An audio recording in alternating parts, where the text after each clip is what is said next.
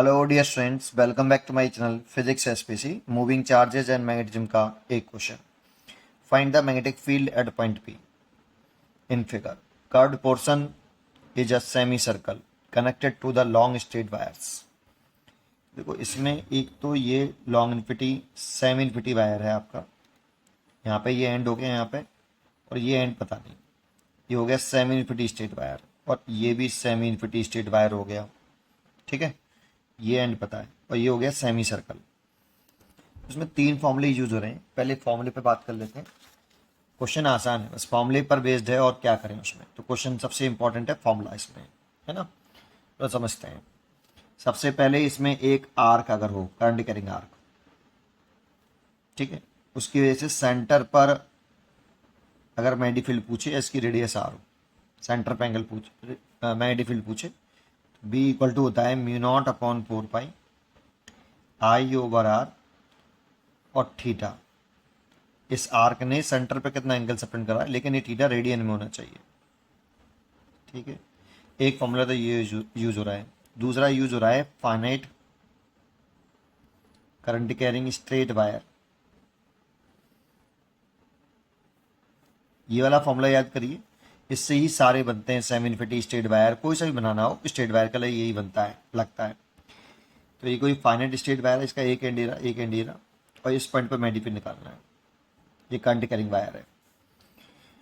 तो इस वाले पॉइंट पे जो मैग्नेटिक फील्ड है B equal to mu naught upon 4 pi current I, अगर करंट आई है तो आई लिखिए, और इस पॉइंट पे मैग्नेटिक फील्ड निकालना है तो इस पॉइंट से वायर तक की परपेंडिकुलर डिस्टेंस लेंगे। ठीक है, ये परपेंडिकुलर डिस्टेंस लेना है, हमें ध्यान रखना है। ठीक है, over sine theta 1 plus sine theta 2। Theta 1 theta 2 के नेम भी याद रखने हैं।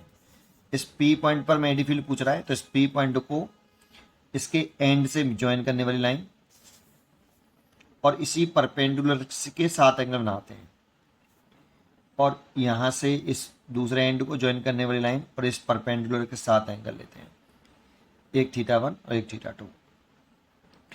और ये एक एंटी क्लॉकवाइज है, अगर ये क्लॉकवाइज है तो ये एंटी क्लॉकवाइज है। डायरेक्शन भी अपोजिट होनी चाहिए एक दूसरे के, ठीक है, रोटेशन की।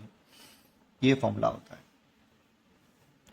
अब इसमें अगर हमें सेमी इनफाइनाइट वायर बनाना हो, सेमी इन्फिनिटी वायर मतलब जो एंड, जहां एंड खत्म हो रहा है, इधर से इनफाइनाइट है और ये एंड यहाँ पे है, इसी एंड पर जो हमें पता है, इस पर वायर के परपेंडिकुलर एक लाइन बनाइए। ये वायर है, करंट करेंगे, इसके परपेंडिकुलर लाइन बनाइए, कहाँ से, जो एंड पता है, इसी पॉइंट पर मैग्नेटिक फील्ड पूछ रहा है, इस वाले पॉइंट पर।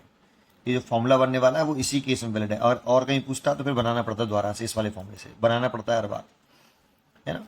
तो इस वाले पॉइंट पर पूछ रहा है, तो देखो बी इक्वल टू लिखें, ये वाला फॉर्मूला लिखिए, B naught upon 4 pi, current है आई, और आर क्या होती है, परपेंडिकुलर डिस्टेंस होती है फ्रॉम द वायर। इस वाले पॉइंट पर ये परपेंडिकुलर डिस्टेंस हो गई, आर, आई और आर। साइन, इस वाले पॉइंट को वायर के एक एंड से ज्वाइन करते थे, तो ज्वाइन करो, ज्वाइन करने वाली लाइन और इसी परपेंडिकुलर सेपरेशन के बीच में एंगल, तो थीटा 1 सोचो कितना, 0 डिग्री। इस पॉइंट को इससे एंड मीट कराते थे। अब ये एंड तो यहाँ पे था, ये एंड तो इन्फिनिटी पर है, तो इसको इसके पैरेलल कर दीजिए, है ना। तो थीटा 2 कितना हो गया, 90 डिग्री। तो 0 डिग्री प्लस साइन 90 डिग्री, तो mu naught upon 4 pi I upon R, इसकी वैल्यू 0 और इसकी वैल्यू 1, कितना हो गया, mu naught upon 4 pi I upon R. एक फॉर्मूला में ये यूज़ करना है। ये सेमी इन्फिनिटी वायर के लिए याद रखिए, लेकिन याद रखने का ट्रिक ये है कि अगर long infinity semi infinity wire है और इसके इस पॉइंट पर जो एंड पता है, इधर से इन्फिनिटी है, जो एंड पता है उस वाली लाइन पर वायर के परपेंडिकुलर मैग्नेटिक फील्ड पूछे, तब ये फॉर्मूला लगा सकते हैं। अदरवाइज ये याद रखिए, इसी से बनाना पड़ेगा आपको हर बार, ठीक है। अच्छा, एक और लास्ट यूज हो रहा है इसमें, कि अगर कोई स्ट्रेट वायर है तो स्ट्रेट वायर के अराउंड मैग्नेटिक फील्ड डेवलप होता है। अलोंग दी वायर, वायर के अलोंग मैग्नेटिक फील्ड 0 होता है। इस पॉइंट पे मैग्नेटिक फील्ड 0, इस पॉइंट पे 0।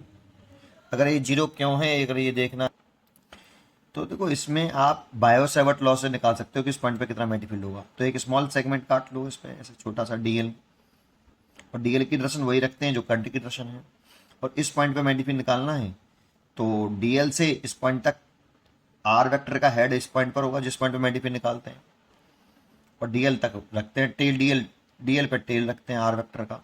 तो डीएल वेक्टर और आर वेक्टर के बिटवीन कितना एंगल हो गया, 0 डिग्री। और इस वाले पॉइंट पर करते तो हेड यहाँ रखते और टेल यहाँ रखते, ऐसे हो जाता। तो थीटा 180 डिग्री हो जाता है इस वाले पॉइंट पर। बायो सेवर्ट लॉ लगाओ, साइन 0 की वैल्यू भी 0 और साइन 180 की वैल्यू भी 0, इसीलिए इस पॉइंट पर magnetic field 0। Along the wire कोई मैग्नेटिक फील्ड डेवलप नहीं होता, केवल around the around the wire, straight wire है तो around the wire magnetic field develop होता है। ये फॉर्मूले याद होना चाहिए, अब क्वेश्चन में कुछ नहीं है। अब देखो इस वाले वायर को देखो, तो ये आपका सेमी इन्फिनिटी वायर हो गया, और जो एंड पता है उसी के परपेंडिकुलर लाइन पर मैग्नेटिक फील्ड पूछ रहा है यहाँ पे। तो इस वाले वायर की जो मैग्नेटिक फील्ड है B1 μ0/4 पाई, करंट है I, और परपेंडिकुलर सेपरेशन है ये वाली वायर पर R, और एक एंड पर है बेटा, है ना, ये वाला किस लगाया है डायरेक्ट, ठीक है। अच्छा, इस वाले वायर किस देखिए, तो इस वाले वायर को अगर आप एक्सटेंड करोगे तो ये P point along the wire है, इस वायर के लिए ये P point along the wire है, और along the wire magnetic field develop नहीं होता, 0। तो इस वाले वायर के जैसे 0, B2 0। ये सेमी सर्कल हो गया तो B3 लिखें। ये सेंटर पे कितना एंगल बना रहा है, 180।